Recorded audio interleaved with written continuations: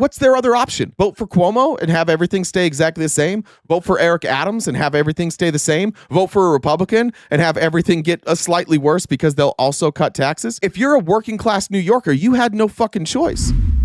All right, here's the story of the day. Zohran Mamdani becomes the first Muslim to clinch the New York City mayoral primary. Now, it is important to remember that this primary does not include the Democrat who won the last primary and who won the mayor race, Eric Adams. Because what happens, the difference between us and you, Republicans, and Republicans love Eric Adams now, the difference between the two of us is that when our politicians break the law, we kick them out of the party. When your politicians break the law, they get elevated in the party. So much so that like Eric Adams is kind of one of you guys now. You just love people who break the law. And that's why we have this primary. So Mamdani gets the...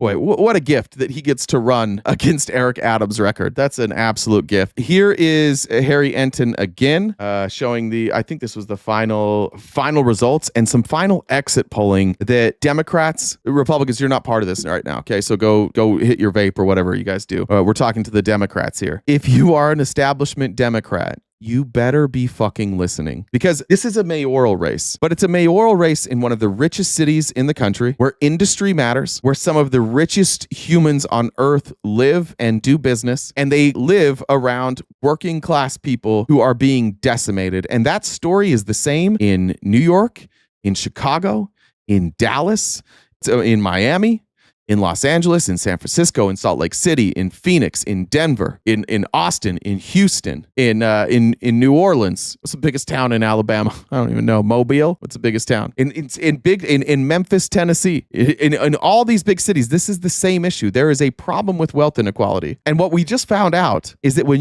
if you run somebody radical, and I think we maybe learned this from Trump, you run somebody radical and the voters will see a lot of the radical changes or big changes that they want to make, and they'll agree with those, and they'll tell themselves the more radical ideas I can ignore because I don't think I can accomplish them. And that's actually kind of fair. That's like the Ben Shapiro take on Donald Trump. I don't like what Donald Trump says. I don't like a lot of the stuff he says he's going to do. I don't believe he's going to be able to do a lot of the things he says he can do. The things that I do believe he can do, I agree with. And so I'm going to vote that way. And I think that that's how a lot of people voted in New York City yesterday. But here's polling about Democratic leadership, the Democratic Party leadership. Let me tell you, this was a political earthquake that should have the Democratic establishment running scared. What are we talking about here? Well, New York City primary upsets like Mamdani's. This is truly one for the record books. There are really only two that I could think of that are anything like this. And that was back in '89 for mayor when David Dinkins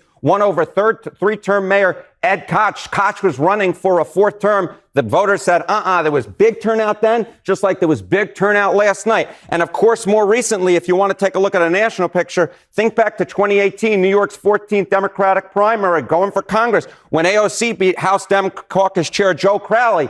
This, to me, is very much like that, energizing young voters, energizing voters on the left, and providing what truly was a historic night last night in Democratic circles. And, look, on paper, this is a mayor's race. This is also New York City, special city.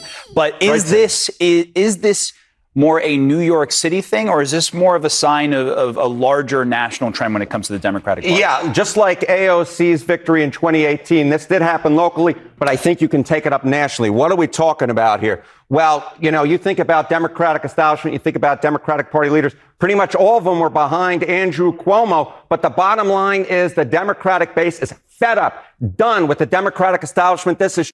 I mean, the amount of people that came out and supported Cuomo. First of all, fuck every single person who endorsed Cuomo. Let's play a game. Republicans, you can play this game with us because I think this will be fun. This will be a good way to get along here today. So let's play the game together. Republicans, you're with me. President Bill Clinton. Everybody together. Fuck Bill Clinton. Henry Cisneros, former Housing and Urban Development Secretary. Everybody together. Fuck Henry Cisneros. Let's do the ones we know. Mayor Michael Bloomberg. Republicans, Democrats, everybody.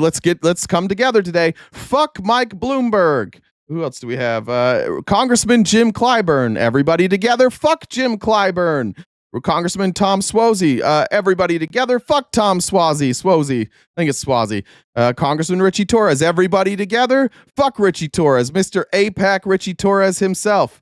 Who else we got down here that needs to get fucked? All of these unions get fucked. All of these community leaders and organizers get fucked. You can still contribute. What if I give money to him right now? Can I still contribute? You can still contribute to Cuomo. He needs your money, guys. He needs it desperately. Yeah, fuck him. Fuck every one of those people. Every last one of them. They wanted establishment. They wanted legitimately a criminal sex pest who uses the office to enrich himself. Democrat establishment, when they say like Democrats polling, like Democrat approval ratings at 21%, and I've been saying this, like, it's way too high. I don't know why it's 1%. It's 1% maybe is right. I would accept 5% or less. That's how people should feel about the Democratic Party right now. It's true in New York. It's true nationally. Democrats who say their party leaders should be replaced. Look at this. This is a recent poll from Reuters Ipsos. 62% of Democrats nationally say their party leaders should be replaced. Party leaders like Andrew Cuomo, party leaders like Jim Clyburn, who, of course, party leaders like Nancy Pelosi,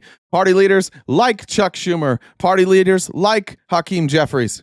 Get out. You got to go. You got to go. We're leaving you behind. The thing is like people get fed up and then you create a movement. And that's how Donald Trump became president. And that's how Donald Trump won the Republican nomination, because Republicans were tired of the same fucking person. It didn't matter if it was Jeb Bush or Mitt Romney or Ted Cruz or Marco Rubio or Mike Huckabee. They were all just like legitimately the same person. They all had the exact same views. They all talked about shit that they were going to get done, and then they didn't get any of that shit done. And so Donald Trump came in and he's like, fuck you, fuck you, fuck you, fuck you, fuck you. You guys have been promising this forever. You didn't get a goddamn thing done. And so I'm going to come in and I'm going to leave the business world and I'm going to get things done. Now, do I think that part's true? No.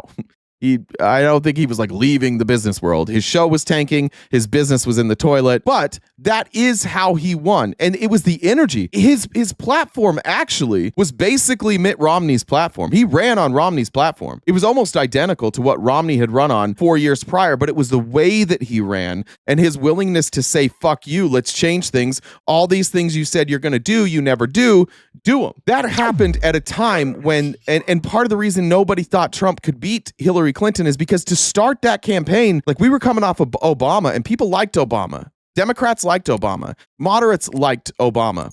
And so going from Obama to Hillary, although she was less palatable, it was like, it doesn't matter. The Republicans are so in the toilet that there's no way they're going to win. And you start this buildup and then all of a sudden they win the midterms. It's like, uh-oh. And then Trump like just slowly starts rising. The guy that all the Republicans are like, this fringe fucking idiot. Nobody's going to vote for this fringe fucking idiot. But the fringe fucking idiot gets to say whatever he wants, has nothing to lose, gets to call out the entire party. His only option, Donald Trump's only option, was to bury everybody. Bury Ted Cruz, bury Jeb Bush, bury Mitt Romney. That was his only option, and he was uniquely able to do that.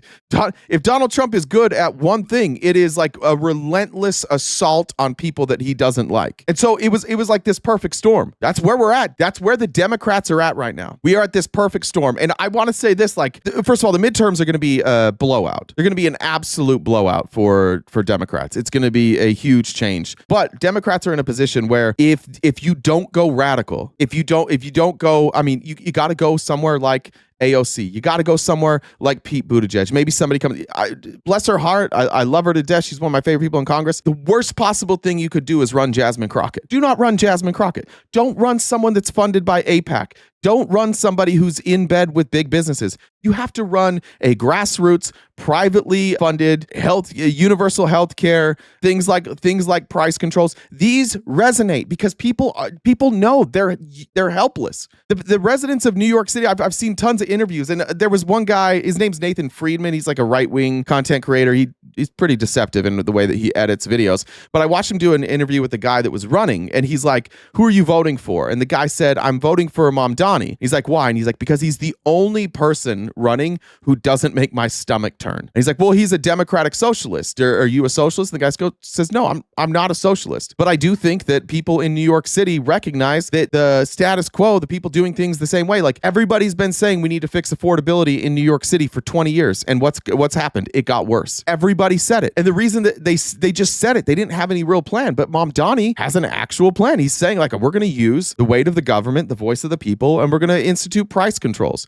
We're going to do things like we're going to create government-funded grocery stores. And for people with no other option, what's their other option? Vote for Cuomo and have everything stay exactly the same. Vote for Eric Adams and have everything stay the same. Vote for a Republican and have everything get slightly worse because they'll also cut taxes. If you're a working class New Yorker, you had no fucking choice. So even for those people that it might bother them that he's a democratic socialist, that I'm not that person, they recognize the reality. He's a mayor, not a king. His ability to fund certain things relies on the city council. He's got to get a city council that will work with him, and some of them won't. And so some of the stuff he says he wants to do, he's not going to be able to do. But that's what happened in New York. There was no other option, and that's what Democrats have to present all over the country. And if Democrats want to be serious about this shit, if they want to create a movement that's similar to the MAGA movement except for not filled with morons, all they have to do is primary fucking everyone, especially AIPAC people right now, especially people who are funded by AIPAC and corporate interests. Now is the time to go after them. Campaign on change, campaign on real change, campaign on radical change, and don't take funding. Crowdfund. Get out in the streets. I saw there was a picture of Mamdani yesterday speaking to people, and his back was soaked. The shirt on his back was absolutely soaked in sweat. Why? Because he was outside with the people, didn't care about hair and makeup, soaked to the bone, just saying, like, here's what I'm going to do. Here I am. Like, let's talk. That shit works. You cannot run a moderate Democrat against Donald Trump because he can beat them over the head with everything. That's why Republicans right now are like, oh, don't do that. I don't know if they know or not, but I do know that some Republicans like Charlie Kirk and Ben Shapiro, they know that when you run a moderate Democrat, it's so fucking easy because everything a moderate Democrat accuses Trump of, Trump gets to accuse them of the same thing. Oh, you take corporate funding. You take corporate funding. You take funding from AIPAC. You take funding from AIPAC. You take a bunch of money from oil companies. You take a bunch of money from solar companies. And they just get to beat each other over the head and nothing's accomplished. Everybody walks away with the same opinion. What happens when you put somebody with principles who doesn't have corporate interests and you sit them on the stage with Donald Trump? What's Trump going to say to AOC? Honestly, what could he say if she was the candidate? What could he possibly say to AOC? Oh, you were a bartender. Yeah, she was. You want the Green New Deal? Yeah, you give oil subsidies. You only don't like the oil. You only don't like the Green New Deal because you're paid off by oil companies. Well, you're paid off by the. Oh wait, nobody. We're not paid off. I don't know if it's AOC or not. It's probably not AOC. It's probably Pete Buttigieg. That would be my ideal scenario. Maybe it's AOC. I still think we have a problem in this country potentially electing women. But maybe we don't. Maybe if it's a woman who isn't owned and doesn't look like every other politician and isn't playing the same game that Bill Clinton and Joe Biden and Joe Manchin all played, then maybe they will. So maybe we could find out. Endorsed Andrew Cuomo. You think about all the Democrats that were behind Andrew Cuomo in the establishment. The Democratic base is fed up with them. And the bottom line is nationally, the vast majority of Democrats think that their party leaders should be replaced. But it's more than this, right? Of course. Benny, I hear you say it's just sexism and racism. I don't think that's a fair assessment of why Kamala Harris lost. I think that's an element of why she lost. But I do think that there was, like, looking back on it now, from trying to take myself out of my perspective. Like, I'm somebody who digs into this. And Benny, I know you. Benny, if you guys don't follow Benny's brilliant. And you follow all this stuff really closely as well. For us, there's like a clear difference between Trump and Kamala, but for the average person, like policy-wise, it really wasn't that different. And the difference is Trump is honest about it, like because he's like openly corrupt, and then Kamala, who look, there's some corrupt things she did.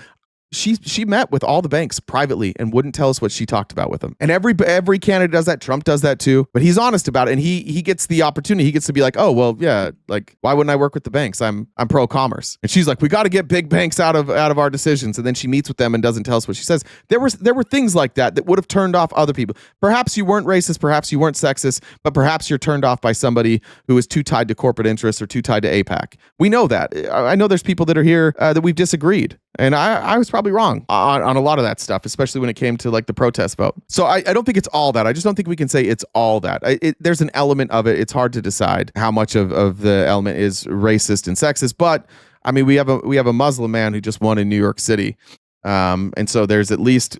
Do you think he wins? Do you think Mamdani is even in the top 5 if he just ran on like Cuomo's policies, if he ran like everybody else, if he ran as like some APAC funded guy, like, no. The reason he won is because he chose to be different, and people if they have those internal biases, there's a lot of people that just overlooked their internal bias and said, you know what? This guy actually seems like he has a plan. And sometimes that's what you need to do. Like if somebody's bigoted, sometimes a good plan might make them see you a little bit differently. Maybe that's their first step to letting go of their bigotry.